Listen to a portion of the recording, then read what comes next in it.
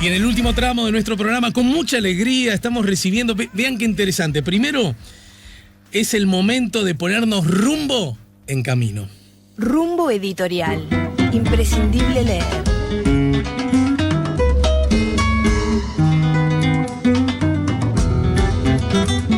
La novela se llama Contraviento y el zar. Acaba de ser editada por Rumbo y tiene alguna peculiaridad. Vean ustedes, es una novela que tiene dos autores, pero a esa peculiaridad se le suma otra, es que ambos viven a unos cuantos kilómetros de distancia. Y si no me creen, vamos por parte. Recibimos a Román Presno. Buen día, bienvenido, Román. Buenos días, acá desde Colonia del Sacramento. ¿Cómo están ustedes? Saludos para todos. Entonces, desde Colonia del Sacramento, como dijimos más temprano, está Román, que es el coautor de la novela. Pero el otro autor está un tantín más lejos. Leonardo Rosiello está con nosotros. Buen día, Leonardo. Buenos días, Alejandro. Buenos días a todos. Buenos días, Román. Les estoy hablando desde Uppsala, que está a 12.000 kilómetros. Bueno, ¿dónde están ustedes? Bueno, lo primero, Leonardo, que te preguntamos, ¿en qué hora estás allá? Bueno, ahora tenemos 5 horas de diferencia. Acá son las 17 horas. Bueno. Sería mediodía, ¿no? ¿Y cuánto hace que estás viviendo allá en Suecia? 42 años. ¿Y te fuiste con qué edad, Leonardo? Bueno, de Uruguay me fui con 19 años y acá llegué a Suecia con 24, 25, una cosa así. No soy muy bueno en matemáticas. Pero en todo caso, Leonardo, ¿te fuiste en el marco de la dictadura aquí que obligó a que tantas personas huyeran de nuestro país, o tu peripecia fue distinta? No, es así, sí, básicamente es eso. ¿Y Román, cómo conociste a Leonardo? Leonardo, ¿cómo conociste a Román? Bueno, que diga Román. Leonardo tomó contacto conmigo. Ajá. ¿Cómo es la cosa, Román? Repetime que no te escuché. Sí, Leonardo estaba buscando autores de cuentos que tuvieran que ver con el mar y le preguntó a Varese si conocía alguno y él le dio mi nombre y se puso en contacto conmigo. En primera instancia, que bueno, después derivó en otra cosa, pero por suerte derivó en otra cosa. ¿Y por qué entonces vos, Leonardo, andabas buscando mar por ahí? El asunto es que yo tenía una idea muy concreta y era proponer una antología de cuentos náuticos, cuentos marinos. Primero porque me gusta el tema, me interesa, y segundo porque me parecía que en ese momento, y quizá todavía hoy, Uruguay vive dándole la espalda al mar, ¿no? Y que tiene un potencial de desarrollo. Y como lo mío es la literatura, bueno, pues por ahí quise hacer algo. Yo había hecho hice una edición prácticamente de Naufragios Célebres del Río de la Plata, que salió en Vintén Editor. Y bueno, quería ver si se podía hacer eso, ¿no? Y hay realmente pocos autores que se interesen por la literatura del mar en nuestro país. Y quise hacer un pequeño aporte. Y sin embargo, la peripecia de la creación terminó desembarcando, para seguir con la imagen, en este Contraviento y el zar. ¿Cómo fue esa peripecia? Contame, Román. Bueno, nosotros comenzamos, tengo, por suerte, las computadoras tienen mucha memoria, y el primer esbozo que recibí de parte de Leonardo, de su idea de lo que podía ser la novela, la recibí a las 15:58 del 23 de octubre del 2008. Esa fue la primera vez que Leonardo me envió un mail con el primer argumento que él consideraba. Así que allí comenzamos. ¿Y cómo fue esa ida y vuelta, transitando un camino que además, por definición, corríjame si me equivoco, ya no se sabe exactamente cuál va a ser el puerto en el que vas a desembarcar, y tampoco tenés la ruta, porque forma parte de la creación, pero creación a dos manos y a tantos kilómetros, ¿cómo lo fueron resolviendo, Leo? Mira, yo creo que justamente la clave del éxito, por lo menos escritural, radicó en que el primer paso que dimos fue ponernos de acuerdo en el argumento. Luego de ponernos de acuerdo en eso, estructuramos la novela, definimos los capítulos, qué era lo que iba a pasar en cada capítulo, y procedimos luego a hacer una ficha un perfil psicológico de cada uno de los personajes, de los protagonistas, y si bien hubo algunos cambios en el camino, teníamos la ruta, el rumbo muy claro, ¿no? Desde que partimos. No sé qué opina Román al respecto, pero a mí me parece que ahí está una clave del éxito, ¿no? Y ya que estoy con el micrófono, digo esto, que en aquel momento no existía la tecnología que tenemos ahora con WhatsApp, así que fue casi exclusivamente, salvo en los últimos tramos, todo a punta de mensajes de correos electrónicos. Por lo tanto, el tiempo era otro, ¿no? El tiempo de la creación. Bueno, y entonces, Román, ¿qué decís a esto que dice Leo? Sí, yo sí estoy de acuerdo con Leonardo. Agregaría que quizás se demoró mucho en aquel momento. Yo tenía mis actividades acá en Colonia, tenía que atender un taller, y Leonardo tenía sus actividades en la universidad allá en Uppsala. Entonces a veces no nos podíamos abocar continuamente al libro, y entonces demorábamos un poco en mandarnos uno al otro lo que teníamos. Yo hacía un capítulo, se lo pasaba a Leonardo lo corregía, le cambiaba algunas cosas, me lo devolvía y me mandaba a la vez el siguiente que lo había escrito él, y así sucesivamente.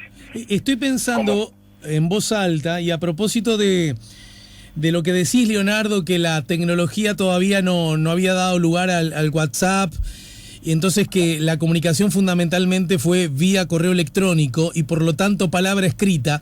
Lo tiro como pregunta, reflexión para que ustedes lo desarrollen, pero quizás eso paradójicamente terminó resultando a favor, porque les obligó, entre comillas, a hablar menos y a escribir más.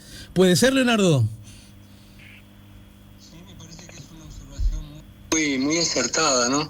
Y mirá, escribimos tanto, metimos la mano en el texto, que a esta altura yo honestamente no me acuerdo qué capítulo empecé a escribir yo, cuál le escribió Román, y al final era el texto, ¿no? Es decir, el borrador que teníamos, al cual le dedicamos, Román, que es profesor de matemáticas, además sabe con más exactitud que yo, pero creo que le dedicamos más de un año al trabajo de pulido, ¿verdad? De todo el texto, y ahí todos ambos metíamos pluma a diestra y siniestra, y entonces eso resultó en algo que me parece que hay que subrayar, ¿no? Y es que algunos críticos han observado con acierto que no se puede distinguir, o que en todo caso sí, o que no se puede, o que es muy difícil de distinguir qué párrafo, qué momento corresponde a qué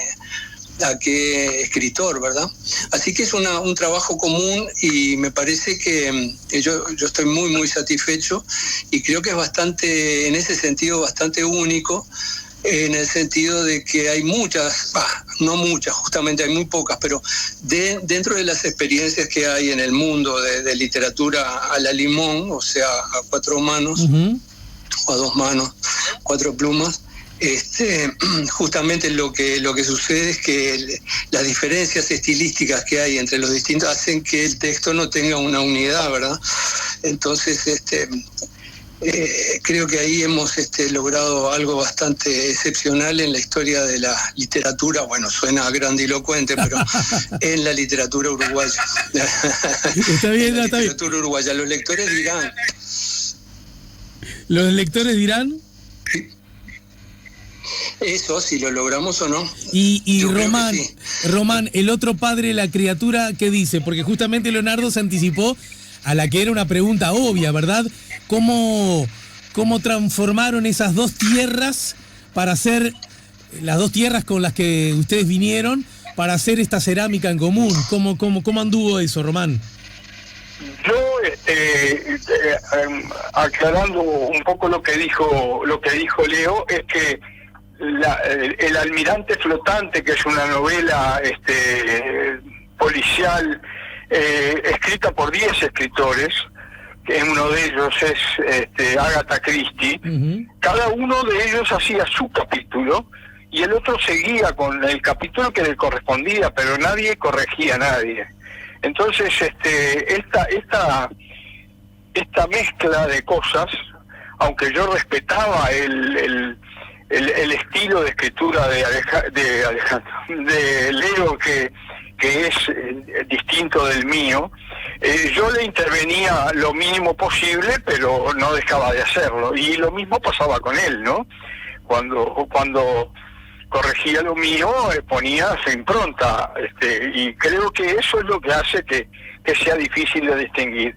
Yo recuerdo, sí, algunos, no todos, que comencé escribiéndolo yo, pero después el resultado fue totalmente distinto de cómo comenzó.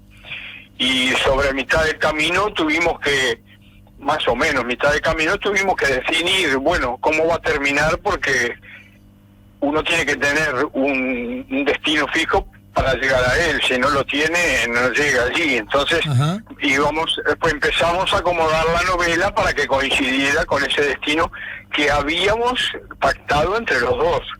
La novela termina así. Bueno, vamos a ver cómo llegamos a esto, ¿no?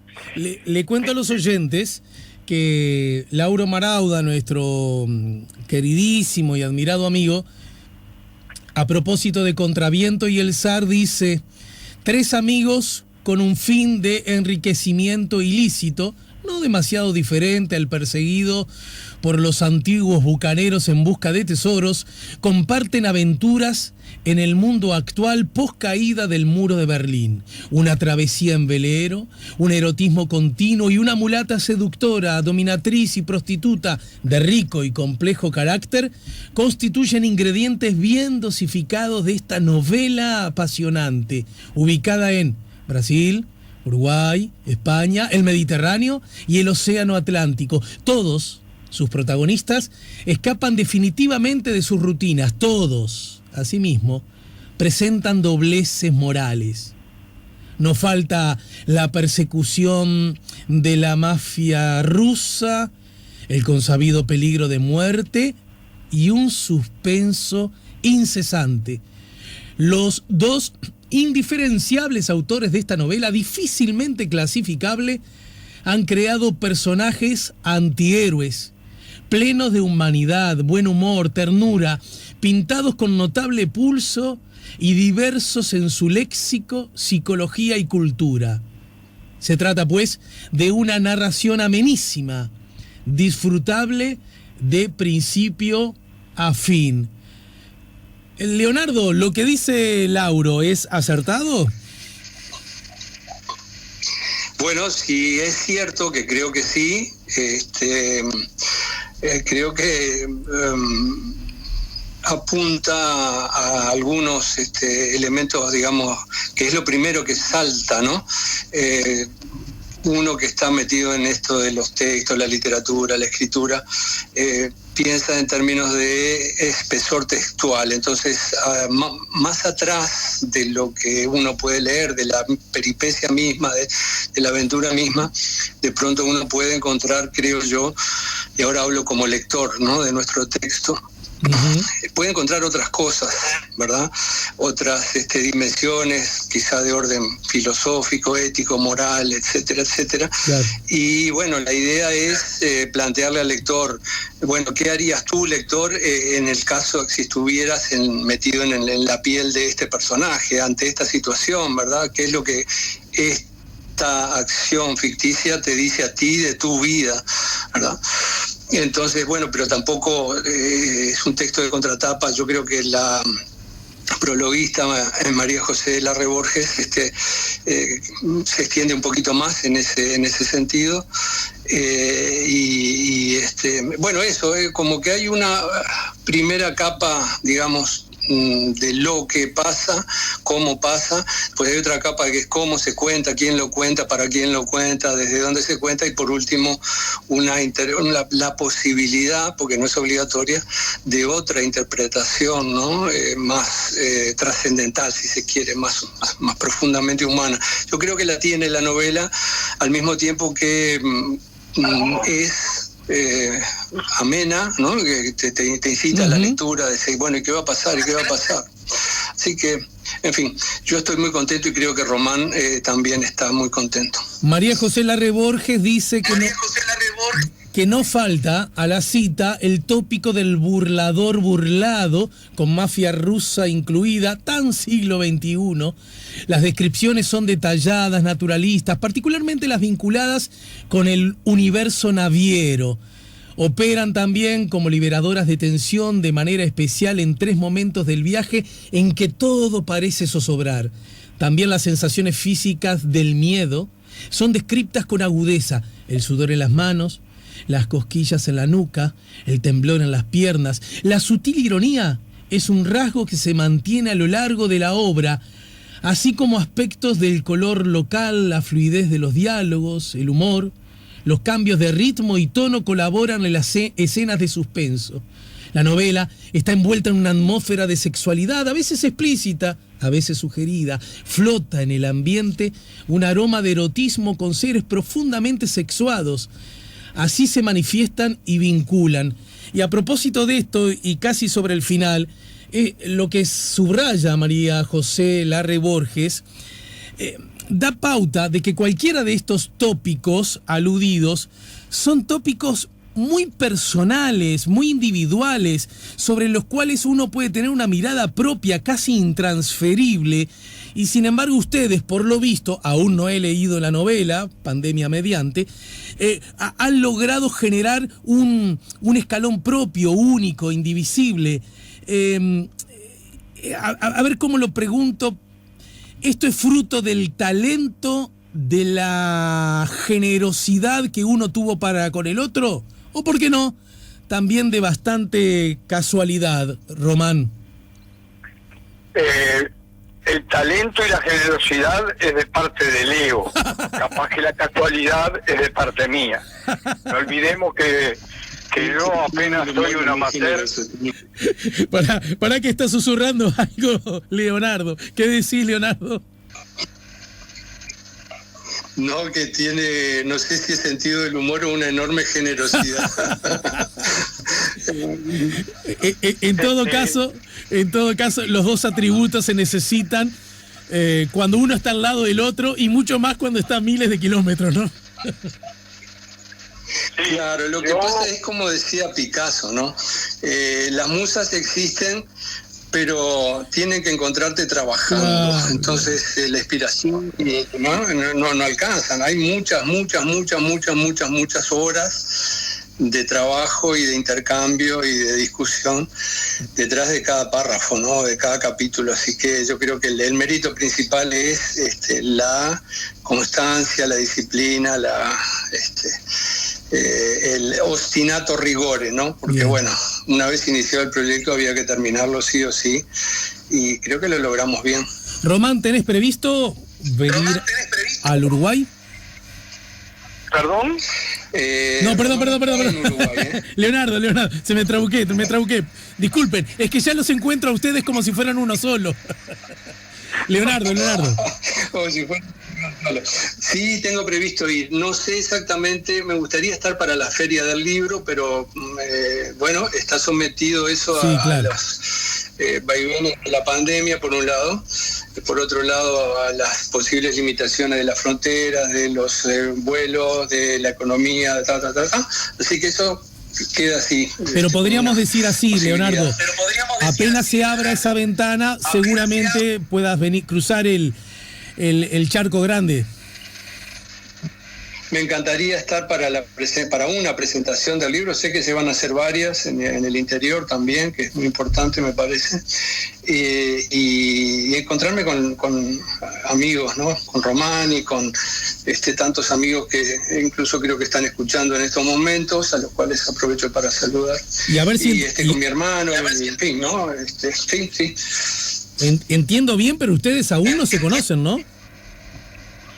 Sí, nos conocemos personalmente, no. Sí, pero fue cuando pasados X cantidad de meses o años, yo viajé y lo conocí a Román.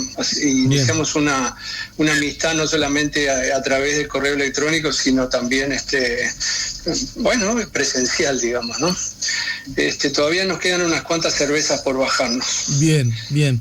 Román, antes de pedirte, quiero aprovechar para que me cuentes y hagas corresponsal de Colonia, de cómo están viviendo la chiquita, en la cotidiana, los asuntos vinculados a la emergencia sanitaria. Bueno, aclaremos que yo soy de Montevideo.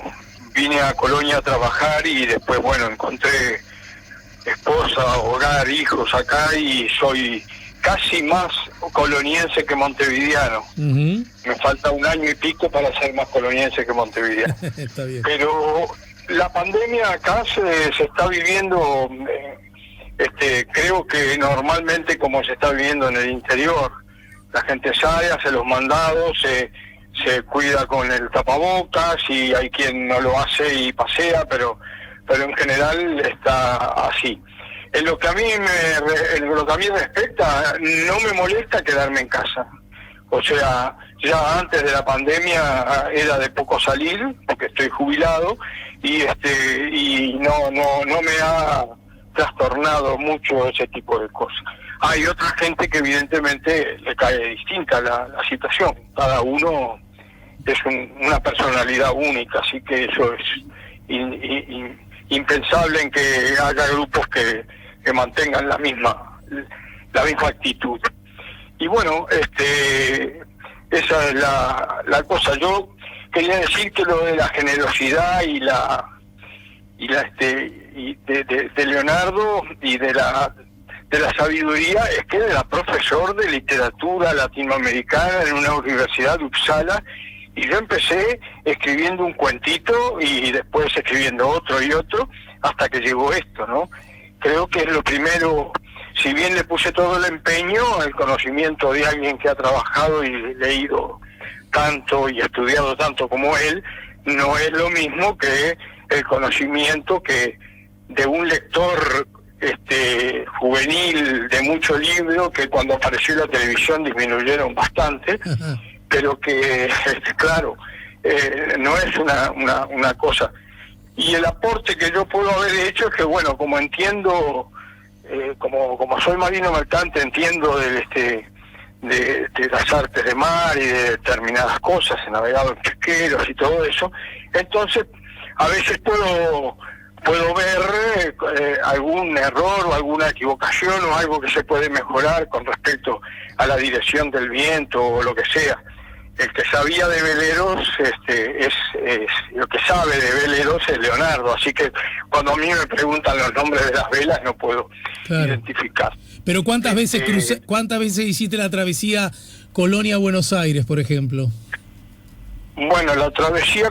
No, ¿cuántas veces? No puedo saber, y es imposible. Pero a eso voy, porque son incontables, ¿no? Claro, estuve 7 años y medio y además en muchos momentos trabajando de continuo y en otra vez de capitán relevante. Tengo amigos que han pasado muchos años de su vida cruzando todos los días 2 o 3 veces, así que en relación a a los capitanes que llevaban los alíscafos o los ferries, lo mío es mínimo, ¿no? Pero de todas maneras, bueno, algo eso le da, no es lo mismo, que eso es otro de los temas que quería hablar. Alguien me dijo que tiene demasiados términos náuticos, y quizá sea cierto. Lo que sucede, y esto es una recomendación para el lector, es que cuando uno llega a los términos náuticos, no necesita saber el detalle. Lo que pasa es que si uno escribe un término, una novela en un barco, y en lugar de poner cabo, pone cuerda, el que sabe lo que es una cuerda y sabe lo que es un cabo, dice, este tipo de barcos no sabe nada. Claro, entonces, es muy probable que de repente la gente no entienda que si el viento viene de barlovento y se va por sotavento, la vela hay que ponerla así.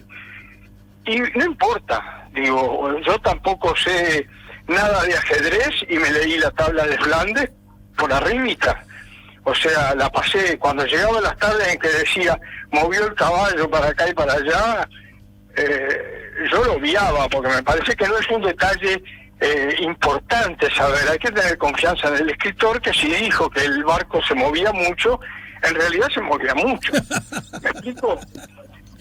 Sí, en general suele ocurrir eso, sí.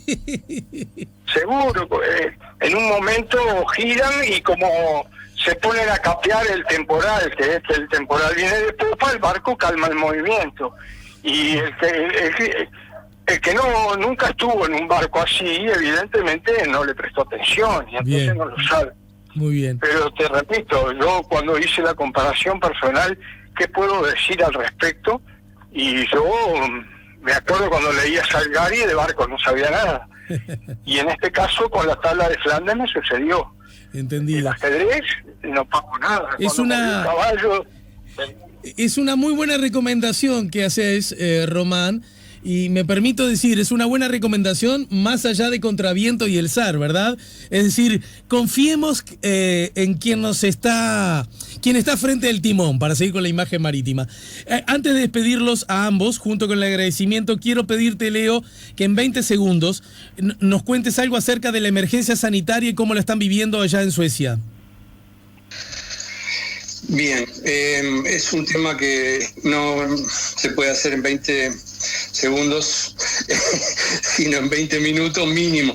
Mira, el asunto es Suecia estuvo en su momento en el primer lugar en cantidad de muertos por millón de habitantes. Ahora está en el 6º y va a seguir bajando, ¿no? Es decir, estamos viendo el resultado de la estrategia sueca. En su momento recibió muchas críticas. La gente toma al pie de la letra en general las recomendaciones de las autoridades sanitarias, de los epidemiólogos suecos, que no son ningunos tontos, y la cantidad de muertos está bajando muchísimo y la cantidad de contagios también. Y basta ver en ese sentido la curva que se ve en la página esta de la Universidad Norteamericana, que va siguiendo día a día el proceso de la pandemia a nivel mundial. Bien. Quiero... Si me das un segundo, sigo. No, está bien. Bueno, creo que... Fuiste Dime, muy dime. generoso y muy sintético. Leonardo, quiero agradecerte mucho este contacto.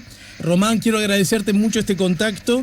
Y bueno, lo que le ocurre a cada libro una vez que el autor, en este caso los autores, lo terminan. Ya empieza, ahora más que nunca, a navegar solo, y sabido es que vivir no es necesario, navegar es necesario, así que felicitaciones. Muchas gracias Bueno, a ti, por mi Alejandro. parte- Bueno, y un abrazo para Román. Y gracias a los oyentes. Román. por mi parte, muchas gracias, Alejandro, y por supuesto el saludo para Leonardo, que ahora que cortemos nos vamos a poner a criticarte, pero eso no te preocupes, que no sale de acá. No, pero Y además es lo que corresponde a las personas mayores de edad, así que está muy bien que lo hagan. Exactamente. Bueno, Y bueno, saludos a la audiencia, muchas gracias. No se olviden de comprar el libro y de que los libros no se prestan, así que cada uno que tenga el suyo. está bien. Sí, Está bien. eso lo regalo también. Bueno, la verdad que me han llenado la mochila de ganas de leer el libro apenas me lo mande nuestra querida Carmen. Lo leeré con mucho entusiasmo y con mucha fruición. Abrazo a los dos y nos reencontramos más temprano que tarde. En Colonia, en Suecia o en Montevideo.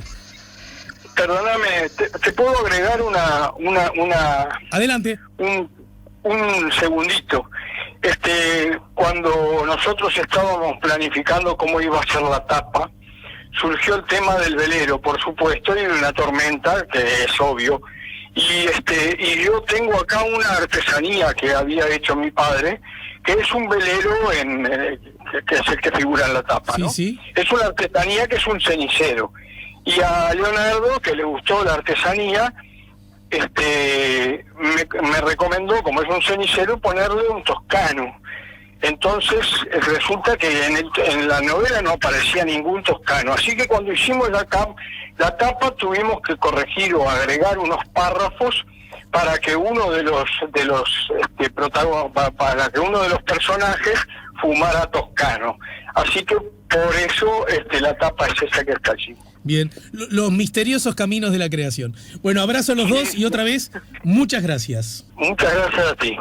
Hasta luego, gracias. Chao. Rumbo Editorial. Imprescindible leer.